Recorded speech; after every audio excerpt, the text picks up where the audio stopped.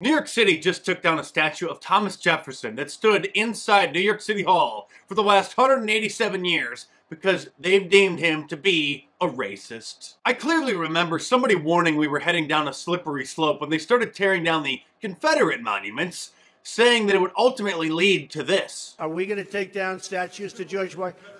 How about Thomas Jefferson? What do you think of Thomas Jefferson? You like him?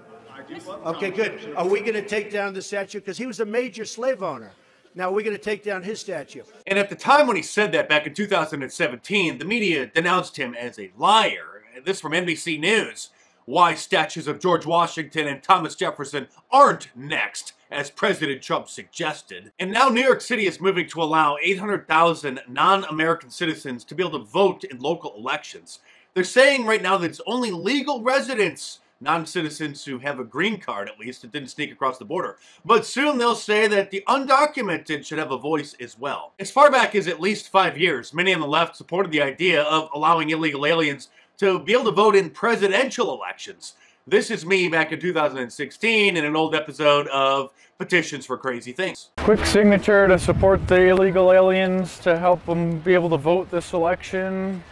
Sure. Just trying to stop Donald Trump any way we can, so by getting the illegal aliens, yeah. Oh, supposed to print? Okay, you can print there then, I guess. Just trying to get the illegal aliens allowed to vote this election to stop Donald Trump, so we figure desperate times call for desperate measures. Thank you for supporting that. And by the way, don't say that I'm giving them ideas. I'm just putting a face to the tweets and to the blogs and to the articles that call for crazy ideas, and I'm just out there testing the water to see if the general public will go for it. Shiny.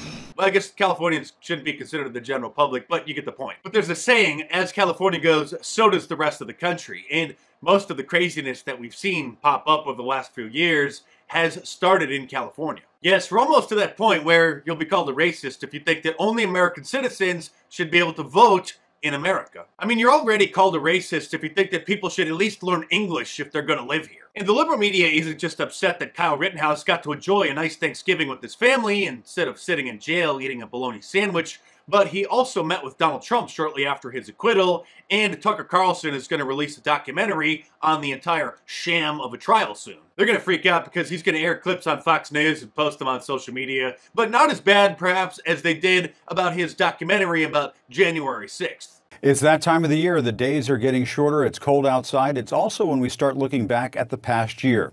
And what a year it was over on Fox, or as I've described it this year, the bull factory. And it gets more sinister than that. Tucker is peddling some deeply dangerous propaganda that the insurrection was actually a false flag operation. He has floated this before, as Tucker attempts to whitewash the white supremacists at the Capitol on January 6th. Oh, now it wasn't just an insurrection, it was a white supremacist insurrection. And the media is trying to hype up this non-story about 2 Fox News contributors who resigned because of Tucker's documentary about January 6th. This is why having a little piece of the truth can actually be more deceptive than knowing nothing at all. Because the reality is, Fox News was not going to renew their contracts, which expire in a few weeks here at the end of the year.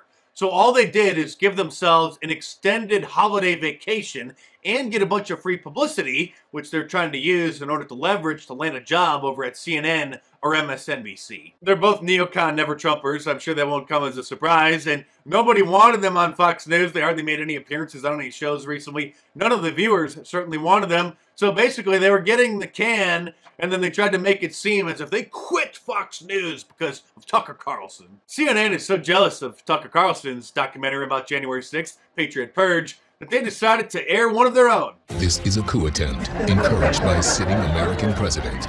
These are the Republicans who dared to stop him. Hear what they have to say about then, about now. Jake Tapper reports, trumping democracy. Actually, let me be clear. I think this is their third, possibly even their fourth. I've lost track. Their third or fourth documentary about January 6th. Nobody's watching them. No shows on CNN can even get 1 million viewers anymore. And poor little Brian with his weekend show can barely get over 500,000. By the way, Tucker Carlson's documentary, Patriot Purge, can be viewed for free if you go to tuckercarlson.com and sign up with the promo code Patriot Purge. You get 90 days of Fox Nation for free. It's an absolutely fantastic documentary. They even include a clip of Yuri Bezmenov And for a split second, you might miss it if you blinked, but when someone's talking about historical false flag operations, they even flash a copy of the Operation Northwoods documents on the screen. Alex Jones even has a cameo, and speaking of Alex, he was also just subpoenaed by the Democrats running the January 6th commission, and they're going to try to force him to come and testify about what he knew about the mostly peaceful protest that day. They would acknowledge the video of him that day telling people not to cause any trouble or have any confrontations with the police because, quote, they're going to make that the story. We need to not have the confrontation with the police. They're going to make that the story.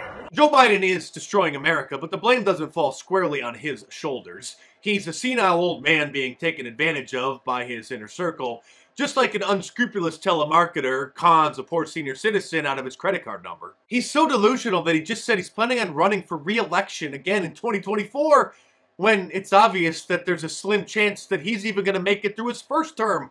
And Mike Huckabee has some thoughts. Sean, there is a reason that he really likes ice cream because he never has to worry about getting a brain freeze. Who knew that Mike Huckabee was a comedian? Let's go, Brandon! And this weekend, through Cyber Monday, you can save 20% off of your Let's Go Brandon shirt from my online store at markdice.com by using the promo code DICERULES at the checkout. Actually, save 20% off of anything. So get your Let's Go Brandon shirt or my new F Joe Biden shirt. Want to buy a vowel? And I also brought back the Trump Claus sweatshirt for a limited time.